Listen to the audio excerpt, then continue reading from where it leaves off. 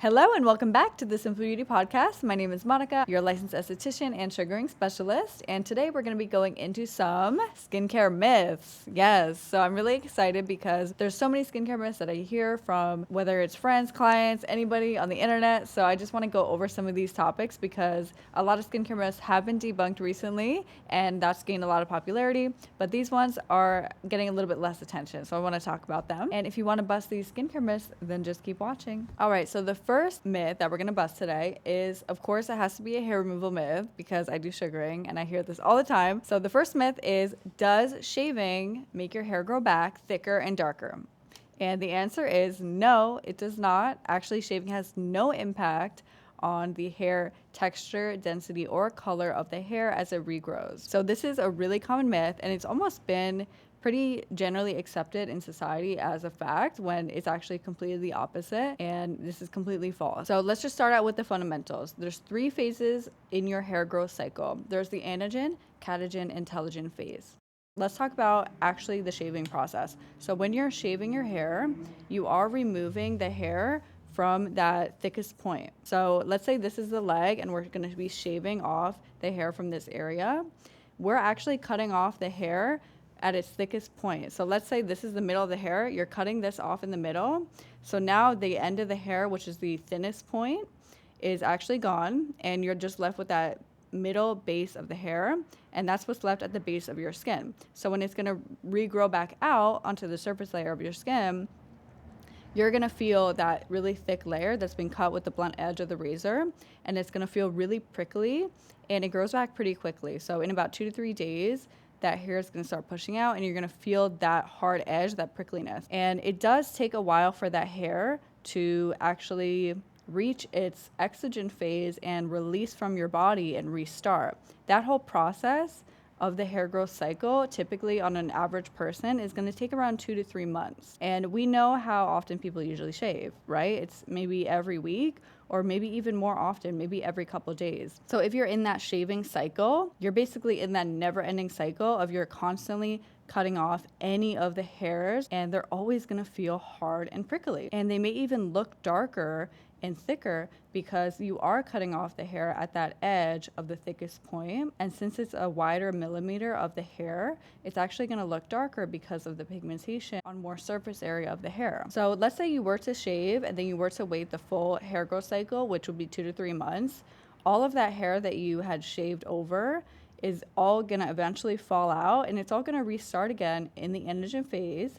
And it's going to recreate a new fresh hair that's going to grow back as a normal hair, and it's going to feel like as if you never shaved. And that's just a fact. That's the truth. Shaving really does not do anything to your hair follicles. It really just is removing that surface layer of hair that you're seeing visually on the outside of the skin. Their hair cycle is going to completely restart, and they can be at the exact starting point that they were before they ever even shaved. However, when most people start shaving, they kind of get into that shaving cycle, right? So they are really never going to see their hair as it was again if they're staying in that shaving cycle. So the only way to get out of the cycle and to see your hair start growing back thinner and as it was before is to either just wait for all the hair to come out and for it to restart again, which that can take anywhere from 2 to 3 months for that cycle to happen. Or you can do epilation, so you can do sugaring or waxing, something like that, which is going to epilate the hairs, which is pulling them out at the base root of the follicle. And you will have to wait a couple weeks after shaving for that, so 2 to 3 weeks for the regrowth to happen, and then you can go ahead and epilate those hairs out. So let's say you did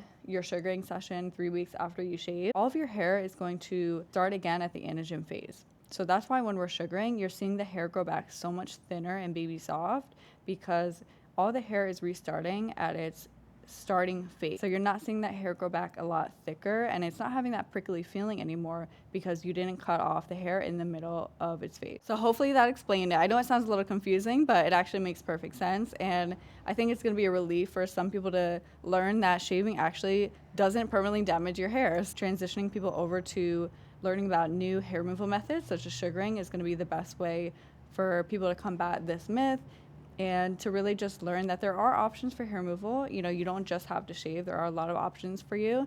And if the shaving cycle doesn't work for you, if you're feeling like that hair is really prickly and bothering you, there are other and better options. So definitely look into something such as sugaring as an alternative option from shaving. All right, so my next myth is actually, it's going to be a little spicy. It's going to be a little controversial. Just kidding. But seriously, this one gets a lot of conflicting opinions, I suppose I could say, but it's in regards to acne. So I'm somebody who struggled with acne for a long time, so I definitely have my own personal experience that, you know, has kind of been the opposite of the advice that a lot of skincare professionals have given out, and just information in general that kind of circulates society. This is supposed to be debunking a myth, but this is actually a myth that's debunking a myth.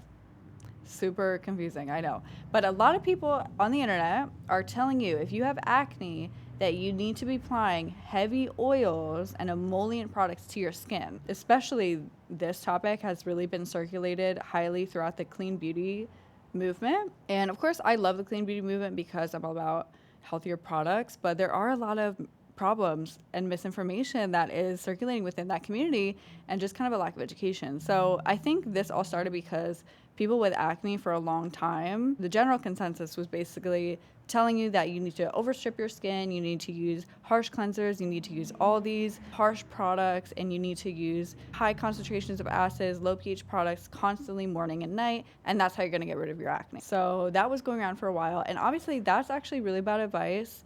So you don't want to overstrip your skin, even if you do have acne, and if you have excess oil production, sebum, and oily skin, then you still don't want to overstrip your skin, because everyone has a natural skin barrier, and that's going to be that layer of protection that's going to protect from bacteria and outside environmental toxins that could possibly be contributing to your condition. However, we don't have to throw the baby out with the bathwater. So just because you do have that problem with acne, it doesn't mean that you need to go now to the opposite side of the spectrum and start using super thick, heavy emollient creams and oils. The myth is that that's going to help because it's going to help with your skin barrier, but you guys, if you have acne, that's probably one of the worst things that you can do for your skin, honestly. And I listened to this advice for so many years, and it hurt my skin so much, because I was struggling with acne, and I actually never even had oily skin, but I was having excess sebum production, and mine was mostly because of hormonal reasons. But still with that, you don't want to exacerbate the oil. You don't want to add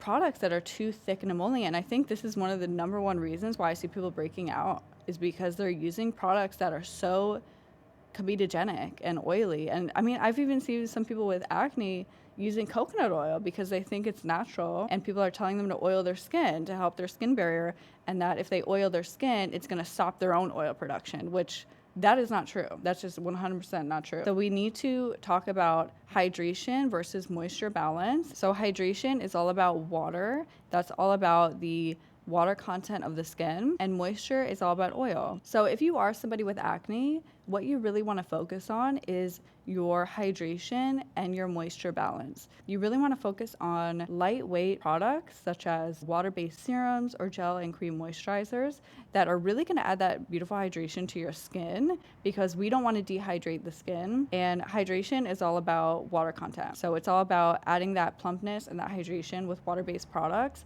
and those will not clog your pores. There is a certain level of moisture that is needed as well. So it's not like you have to completely not use oils or anything like that, but you do have to be really careful about what the comedogenic rating is of the oils that you're using, and how often the frequency is that you're applying these oils. So if you do have acne, I would say pay attention to the oils that you're going to be applying to your skin. I would say limit your oil use and be really careful with the specific products that you're using. All right, and then this is another skincare myth, which is really popular, and maybe some of you guys are gonna be surprised that I say this, because you know I'm all about clean beauty here, but this is actually another myth.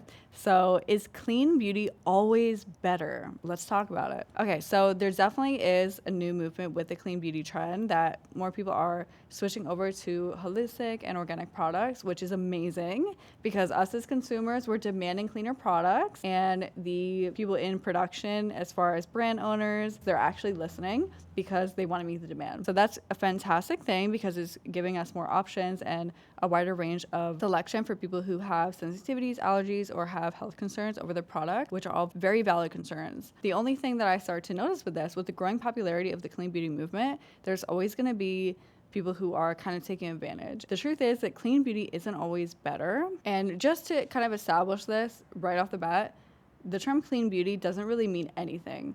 So clean beauty, it's not a certification. It's not, a golden seal or label. It doesn't mean anything. It really is just kind of a marketing term. And that's okay as long as we know that. If a brand is using the term clean beauty and that's how they're marketing their products, that's okay because it's giving us an indication that, okay, maybe we're going to be interested in those products if we're looking for something that has possibly a lower toxicity level, or maybe a more conscious brand that's aware of their ecological footprint or, biological footprint for their consumers. However, the problem is that now that people are so into this clean beauty craze, we're looking for products that are clean, but we're also not focusing on what the ingredients are. These companies are using cytotoxic ingredients that are all natural, and they're using irritating ingredients that are all natural.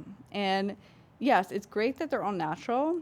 However, when it comes to skincare, there are certain ingredients that, yes, they're 100% all natural. They can even be certified organic, but it doesn't mean that's good for your skin. That's something that does take a little bit of more education to understand how certain ingredients work. And that's why I'm here trying to teach you guys about different ingredients so you can find the best products that are going to benefit your skin the most. However, it is really a problem because not all consumers are educated on particular ingredients. So when they're being marketed something that's clean and maybe they say, okay, well, there's low concentration of preservatives, everything's certified organic, that's going to give you a really great indication that the product is cleaner. However, what if there's high concentration of essential oils that are used to fragrance the product instead of parfum or fragrance, which obviously this is healthier, right? Because it's not artificial fragrance, it's essential oils. However, essential oils in skincare is actually one of the worst things that you can put on your skin, and it's actually really irritating. So if you have a high concentration of, let's say, lavender oil, bergamot oil, all these essential oils, they're extremely irritating to the skin, and it's a huge problem for people that's causing them breakout, irritation, sensitivity, redness, and a lot of other issues. So ingredients like that, you really do have to watch out for. And there is definitely nuance to the conversation because not all botanical ingredients are bad. Botanical ingredients are amazing and fantastic. However, not when they're in the volatile oil form. So if you're looking for plant extracts, like let's say lavender flower water, hydrosol, these are going to be water-based extracts that are beneficial to the skin because they're in a lower concentration and they're not going to be those volatile compounds that are going to damage the skin. So definitely look for products that are hydrosols, flower waters, extracts, and they're not essential oils. If you have eczema, psoriasis, or other issues like that, or possibly acne, then you don't want to be using essential oils over top of those conditions because it can exacerbate your condition. So if you're going to be looking for something that's really calming and hydrating, you want a simpler product. You can always go back to basic shea butter, aloe gel, all this stuff is great. But if you're looking for really well-formulated products, look for something that has, a low concentration of essential oils or fragrance because it really can damage your skin. And I don't want to say that all essential oils are bad in skincare 100% because there are definitely therapeutic doses of essential oils that can be used. So if you do have a product that has maybe essential oils in it and it's working for you, that's okay. Not everyone is going to be sensitized to these products, but just keep in mind and know that these are skin sensitizers.